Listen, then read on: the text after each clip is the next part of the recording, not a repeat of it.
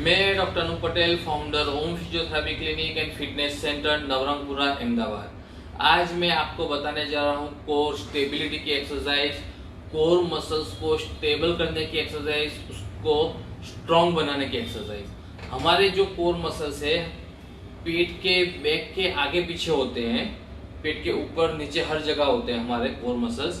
Core muscles का main काम क्या है? उसका काम है हमारी बॉडी को स्टेबलाइज करना, हमारी बॉडी का बैलेंस बनाए रखना। हम कोई भी मूवमेंट करते हैं या कोई भी वर्क करते हैं उस टाइम पे जो हमारी बॉडी का बैलेंस बनता है वो कोर मसल्स बनाते हैं। हमारी कोर मसल्स की स्ट्रेंथ, उसकी स्ट्रांगनेस ज्यादा होगी तो जिससे हमें फायदा होगा कि हमारे उससे बैक पेन नहीं होगा, नेक पेन नहीं होगा, हिप पेन, जो हमारे दूसरे पेन जो हमारे होते हैं रेगुलर एक्टिविटी में वो भी बहुत कम हो जाएंगे। और हमारा बॉडी पोस्चर है, जो हमारा बॉडी का पोस्चर है वो भी बहुत अच्छा रहेगा, जिससे आपको कोई भी एक्टिविटी, हमारी रेगुलर जो एक्टिविटी है या आप कोई भी एक्सरसाइज करते हो उसमें आपकी कोर मसल्स की स्टेबिलिटी एकदम बढ़िया है तो आपको एक भी एक्सरसाइज करने में कोई भी दिक्कत नहीं होगी। आप एकदम इजीली आपकी बॉडी को किसी भी एंगल में किसी भी तरह आप मूव कर सके हो। आपकी जैसी जैसी कोर की स्टेबिलिटी, आपकी कोर की जो स्ट्रेंथ है उस पर डिपेंड करते हैं। तो सबसे पहले मैं आपको बता देता हूँ, कोर मसल्स के अंदर हमारे डायफ्राम मसल्स आते हैं जो लंग्स के नीचे के साइड आते हैं, रेक्टस एब्डोमिनस मसल्स आते हैं, फिर इंटरनल एक्सटर्नल ऑब्लिक्यू मसल्स आते हैं, ट्रांसवर्स मसल्स आते हैं। उसके बाद हमारी जो रीढ़ की हड्डी होती है, जो हमारा बोलते हैं पूरा स्पाइन, जो ऊपर से लेकर नीचे तक, उसमें मल्टीफिडस मसल्स होते हैं, फिर इरेक्टर स्पाइन करके मसल्स होते हैं। ये दो मसल्स जो हमारी स्पाइन को, जो हमारी रीढ़ की हड्डी होती है उसको स्टेबिलाईज करते हैं, उसको मूव करने में हमें हेल्प करते हैं, उसको स्टेबिलाईज करते हैं। फिर पेल्विक फ्लोर मसल्स हैं। ये सारे मसल्स हमारे जो कोर मसल्स हैं वो हमें बॉडी को इजी मूव करने में, हमें बॉडी को इजीली मूव करने में हमें हेल्प करते हैं। अभी हमें इसको स्ट्रॉन्ग करने की एक्सरसाइज मैं आपको बताऊंगा जिससे आपको पूरे दिन की एक्टिविटी में बेनिफिट मिलेगा। तो मैं आपको बताता हूँ इसको किस तरह से आपको स्ट्रॉन्ग बनाना है। बताता हूँ कोर को स्टेबल करने की एक्सरसाइज वो किस तरह से करनी होगी। सबसे पहले हमें उसके लिए लेट जाना होगा।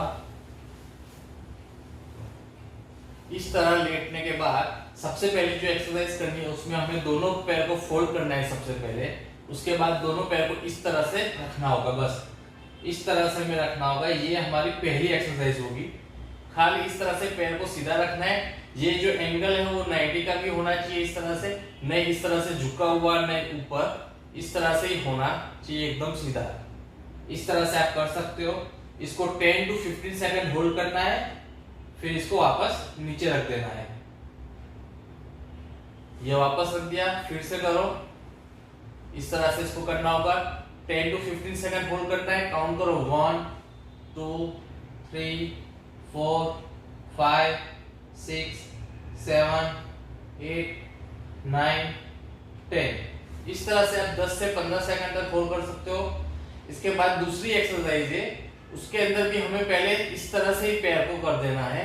उसके बाद हमें पैर को सीधा करने के बाद हाथ को भी ऊपर कर देना है। इस तरह से हमें करना होगा। ये एक्सरसाइज भी हम 10 काउंट करेंगे तब तक होल्ड करेंगे, 10 to 15 सेकंड। 1 2 3 4 5 6 7 8 9 10। इस तरह से ये हमारी दूसरी एक्सरसाइज होगी।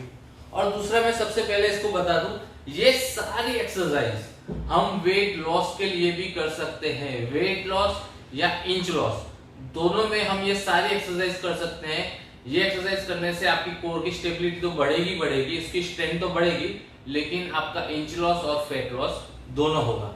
अभी हम दूसरी एक्सरसाइज के पास आते हैं, वो है हमारी प्लैंक एक्सरसाइज, जो अभी रेगुलर हर कोई बहुत करते रहते हैं। उसके लिए पहले सबसे पहले हमें इस तरह से लेट जाना होगा। हमारे दोनों शोल्डर को, जो हमारे एल्बोस को बेंड करके शोल्डर की लाइन में, ये जो हमारा शोल्डर है उसकी लाइन में इस तरह से लाके रख देना है। फिर यहाँ से हमें कमर को इस तरह से उठाना है। ये हमारी कमर स्ट्रेट ही रहनी चाहिए, नहीं इस तरह से ऊपर, नहीं नीचे झुका हुआ, इस तरह से स्ट्रेट रहना है। और ये पोजीशन भी हमें 10 सेकंड तक होल्ड करना है। यदि आपको लगता है कि आप 10 सेकंड होल्ड नहीं कर सकते तो उससे कम करें, फिर आहिस्ता आहिस्ता बढ़ाते जाए। 1 2 3 4 5 6 7 8 9 10।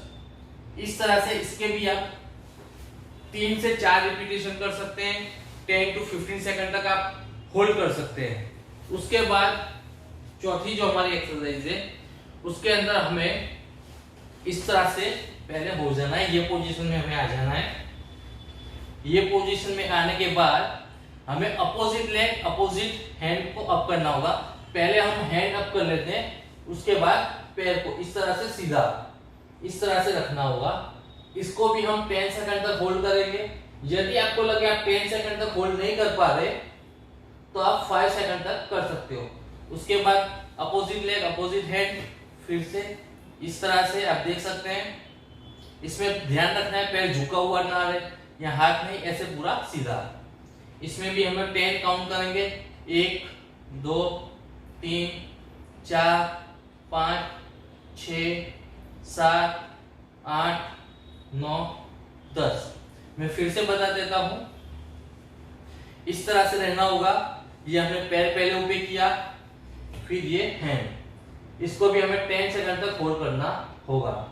इस तरह से आप ये सारी एक्सरसाइज कर सकते हैं। उसके बाद दूसरी जो एक्सरसाइज है वो मैं आपको बताता हूं। इसके लिए आपको लेट जाना होगा, पैर को इस तरह से इतना फोल्ड करना है, मोड़ देना है। उसके बाद हाथ को सीधा करके कमर को इस तरह से उठाना है।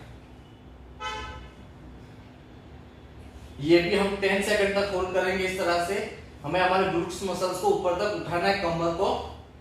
1 2 3 4 5 6 7 8 9 10। इसके भी हम 5 या 6 रिपीटेशन से शुरू कर सकते हैं। जैसे जैसे आपकी बॉडी की कैपेसिटी हो ऐसे ऐसे आप इसके रिपीटेशन बढ़ा भी सकते हो। उसके बाद दूसरी जो एक्सरसाइज है, ये लास्ट एक्सरसाइज है हमारी।